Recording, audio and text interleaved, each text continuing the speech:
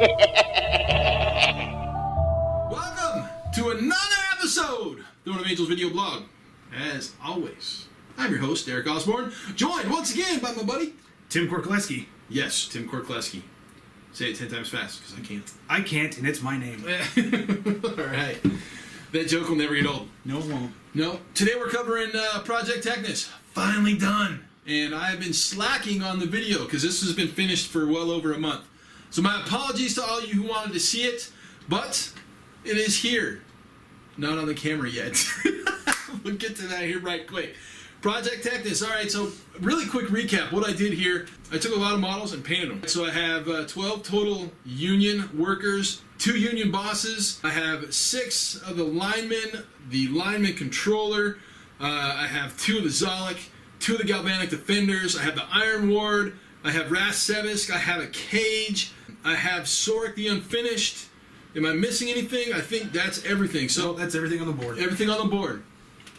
This army was a lot of fun to paint. Obviously, I went way far away from the standard studio paint scheme, but I did talk about that and told you guys exactly what was going on with it and kind of why I went that direction. Tim, what do you think about Teknes as a whole? Teknes as a whole is it's kind of a funky army. I haven't played them too much, but out of the times that I've played, they definitely have this feeling if you hit them and don't kill them, they're going to punish you a lot for it, especially with the pigs. Yes, this is a punishing army. So with that in mind, let's take a look at it. Now, shot of the force as a whole. As you can see, I've got, we'll just go from left to right, a Union boss, a Galvanic Defender up there behind him, Sorik, the Zolek, the C.A.G.E., another Zolek, Ras-Sevisk, another Galvanic Defender, Union boss, all surrounding, man, my boy, the Iron Ward in the middle, 2 units of Union workers, and then obviously the lineman controller and the defender lineman in the middle. So we've looked at most of these guys in detail up close as I've finished them. However, we'll take a couple of the characters and a couple quick views of some of the individual unit models, and well, we'll just call it a wrap. So let's take a look at some stuff up close. So this is the second Union boss, and then one of the second unit of Union workers, and one of the original unit of Union workers.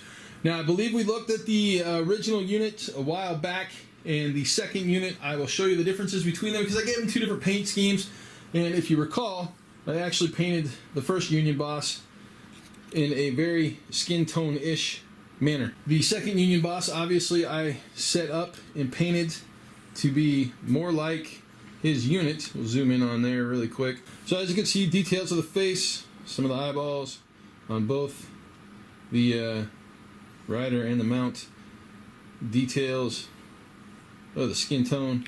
Basically, I wanted to match, like I said, the actual Union worker. So there you can see, and basically I just grabbed the same pose for both guys. You can see the differences.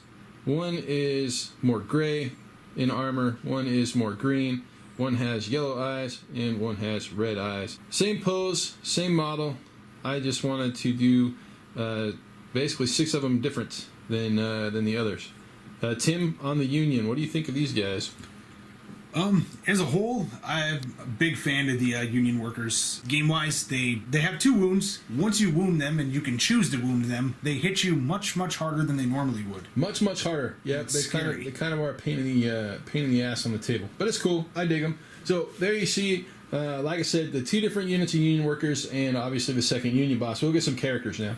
Now we're looking at the top of Sorik's head and stuff. So obviously that doesn't work very well. So we'll go ahead and bring Sorik into view. With this guy, honestly, I went really basic in regards to how I painted him. I gave his skin tone some attention to detail. I gave his little power nodules some attention to detail. And then I just went all buck wild and crazy on the metals. I had a lot of fun with some washes, with some pigments. You know, I took a lot of the stuff from basically my old Warhammer days and applied them here, right? So as you can see, I've got a lot of tonality in the metals, a lot of different effects, because like I said, I use multiple different types of, I actually use pigments from multiple companies. I use washes of paints from multiple companies, and I used dry pigments from both Secret Weapon and from Vallejo. As you can see, I had a good time with this guy. I just kind of went a little nuts, mainly due to the fact that I didn't want him looking all pristine and pretty, and I just kind of wanted him beat up a little bit. Any thoughts, Tim? I definitely like the fact that you gave him the beat-up look, since he is called Soric the Unfinished. You definitely don't want to have a model like that on the table looking all pristine and pretty and everything else that normally people do with any type of metallics. But I do like the fact that you have the power nodules in there. Rules-wise, I don't know much about him. All I know is he's basically a midget in a giant suit. Yeah, well, rules-wise, basically this guy, if you hit him with magic, he hits you back even harder. Plus, he has a decent amount of magic attacks that make your life miserable. But these are all true metallics, no non-metallics on this one. I wanted to use all metallic paints. Again, a lot of washes, a lot of glazes, a lot of different color applications. So this is my Sork. He was very fun to paint. I had a good time with him. And we'll look at Wrath Sevis next. I don't know why I put them face down so we can look at the top of their heads. I just kind of think it's funny. So that's why I do it. I know I dropped him. But this guy is production plastic, so as you can see, there's good flex and bend in the stuff, and so you can drop him and it's fine. This guy, obviously, I wanted to make him look like my lineman. I wanted to basically get the focus on his head, so I did a lot of work on his skin. You can see the blending and the amount of time that I put into that. But I also wanted his armor to be really kind of dirty and disheveled and kind of look like it really wasn't, I don't want to say maintained over the course of a battle, but basically I wanted to make it look like he was in the thick of it and, basically just a mess. So really simple with this guy. Again, to give you an idea of how my defenders look, right? They're a little bit dirtier.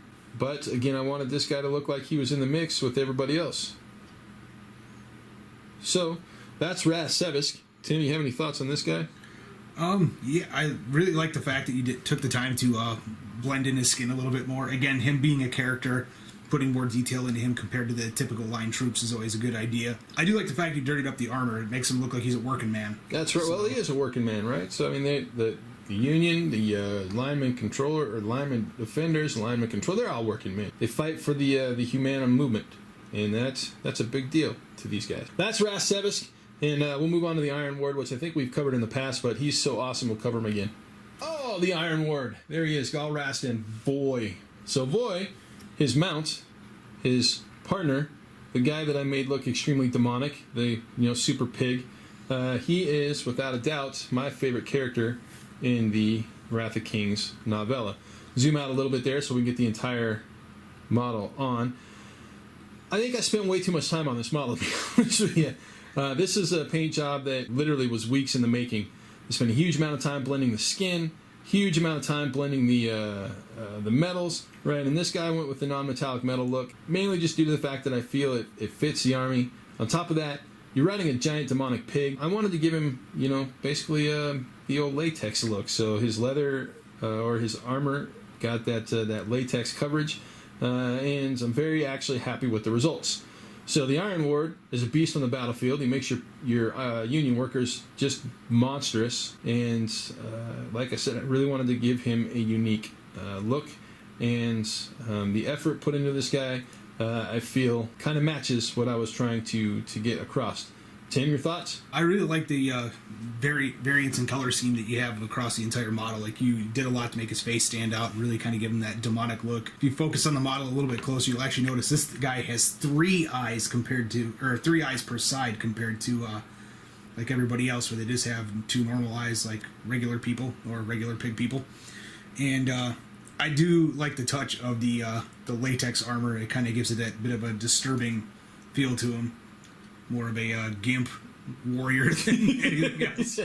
But well, I wasn't quite going gimp, but a demonic pig is a demonic pig, right? Right. Who's going to tell him no? Exactly. So that, ladies and gentlemen, is Project Teknes finishing out with the Iron Ward on the top of his head. We'll take one more shot at Project Teknes, and we'll move on to something else. There it is, the final wrap up of Project Teknes, the last shot of it before we move on to Project something else. Obviously, I've got 18 rank 1 infantry, 3 rank 1 leaders, multiple rank 2 leaders / characters, 1, 2, 3, 4 rank 1 specialists, and rank 2 specialists. This is a skirmish level army build with multiple options that I can throw in regards to putting it on the table. So with Wrath of Kings being an army-based game, I am basically 2 steps into the 3rd step of the process. Obviously, the next step for the Teknes, adding more rank 1 and specialists to get to that battle level. Tim, any final thoughts on Project Teknes? No, you pretty much hit the nail on the head. You know, this is set for the mid-level battles, known as the skirmish levels, and then from there, add in a couple more rank 1 troops, possibly a couple more specialists, or even another cage for a rank 2 specialist, and you're ready to go for a massive battle. Well, don't forget about the Adani Brood, right? The rank 2 yes. that we can throw in there as well. As soon as we have our hands on those, I may add them to Project Teknes, but I'm sure I'll be buried deep into Project something else at that time. With that, thank you everybody for following along, and I hope you enjoyed Project Teknes.